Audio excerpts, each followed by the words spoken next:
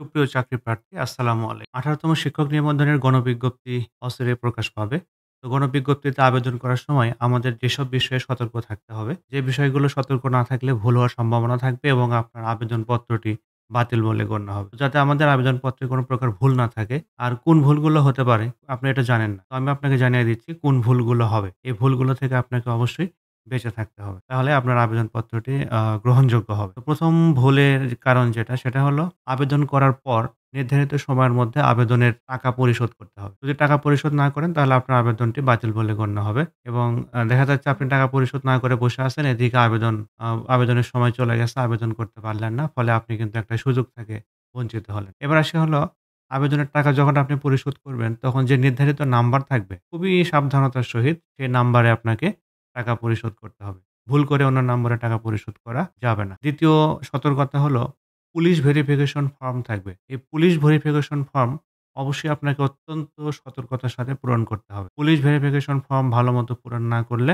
আপনার আবেদনপত্রটি বাতিল বলে গণ্য হবে। তো অত্যন্ত সাবধান।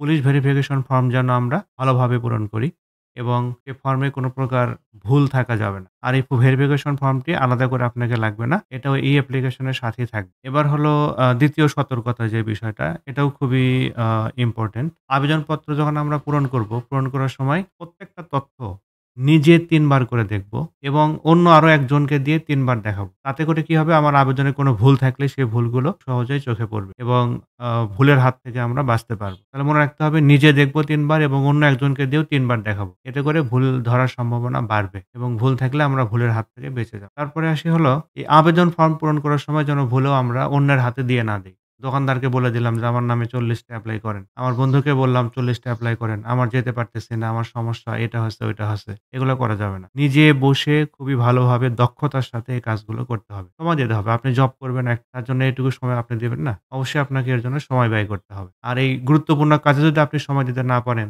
তাহলে আপনি চাকরি পাওয়ার পর চাকরির ক্ষেত্রেও সময় দেবেন না, এটা বোঝাই যায়। তো সাবধান এই বিষয়ে। এরপর আসি হলো যখন আমরা কোনো আবেদনপত্র পূরণ করতেছি, পূরণ করার সময় এই আবেদনপত্রের সাথে আমরা যে মোবাইল নাম্বার দেব, এটা যেন খুবই ভালোভাবে দেখা হয়। আপনি যে নাম্বারটি সবসময় ব্যবহার করেন, মাঝে মধ্যে ব্যবহার করেন, বন্ধ রাখেন এমন নম্বর না। যে নাম্বার আপনি সবসময় ব্যবহার করেন, সেই নাম্বারটি দিবেন। কারণ এনটিআরসি আপনাকে যে সংবাদ পাঠাবে, আপনি সিলেক্ট হয়েছেন, হননি, তারপর আপনি কোথায় সিলেক্ট হয়েছেন, এই সকল সংবাদ আসবে হলো ওই মোবাইল নম্বরের এসএমএস হিসেবে আসবে এবং আপনি যে ইমেইল নাম্বার দিবেন, সেই ইমেইল নাম্বারটাও যেন সচল থাকে। ইমেইল নাম্বারে আপনার হয়তো দিতে পারে, রিকমেন্ডেশন লেটার পাঠাইতে পারে বা কোনো প্রকার সংবাদ থাকলে, কোনো তথ্য থাকলে আপনাকে ইমেইল করে পাঠিয়ে দেবে। তো এই ২ ক্ষেত্রে কিন্তু খুবই সাবধানতা অবলম্বন করতে হবে। একবার যদি আপনি আবেদনপত্র সাবমিট করে ফেলেন, আর সেটাকে কোনোভাবেই সংশোধন করার সুযোগ থাকবে না। কাজেই সাবধান। এবার আসি হলো সবশেষে, যখন আমি সবকিছু নির্ধারিত ফি পরিশোধ করব, অনলাইন আবেদন সফলভাবে সম্পন্ন করব, কোনো ভুল করিনি, তখন নিজের উদ্যোগে সেই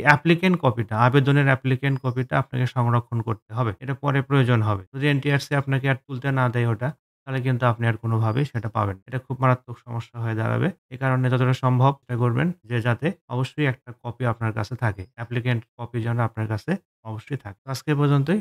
সবাইকে ধন্যবাদ। অত্যন্ত সতর্কতার সাথে ফর্ম পূরণ করো। আ সবার চাকরি হোক এই দোয়া রইল। আজকের মতো বিদায়। ধন্যবাদ। Bye, by.